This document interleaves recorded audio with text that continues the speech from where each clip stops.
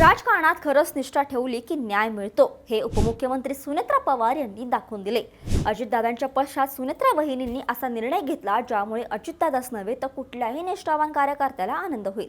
नेमकं काय आहे सांगते, मात्र त्याआधी थोडक्यातला फॉलो करा, कारण अशा महत्त्वाच्या बातम्या देण्याचं काम आम्हीच करतो। वीर धवल जगदाळे यांनी अनेक वर्ष पवार कुटुंबाशी आणि पक्षाशी एकनिष्ठ राहून काम केलं आहे।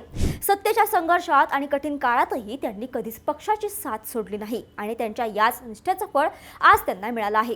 दौंडमधील राष्ट्रवादी काँग्रेसची पकड अधिक मजबूत करण्यासाठी सुनेत्रा पवार यांनी खेळलेला हा गेम चेंजर डाव असल्याचं बोललं जाते। जगदाळे यांच्या निवडीमुळे जुन्या आणि प्रामाणिक कार्यकर्त्यांना एक सकारात्मक संदेश गेला आहे की पक्षात कष्टाला नक्कीच न्याय मिळतो। आता सुनेत्रा पवारांच्या मार्गदर्शनाखाली जगदाळे पुणे जिल्ह्याचा समतोल विकास कसा साधतात याकडे सर्वांचं लक्ष लागलं आहे। या राजकीय निवडीमुळे दौंडच्या राजकारणावर काय परिणाम होईल, तुम्हाला काय वाटतं? वीर धवल जगदाळे यांची निवड योग्य आहे का? तुमच्या प्रतिक्रिया आम्हाला कमेंट्समध्ये नक्की कळवा। सुनेत्रा पवार यांचा हा निर्णय आपल्याला आवडला असल्यास एक लाईक नक्की करा। ईद का त्योहार बनाइए और भी खास रोस्ता के साथ।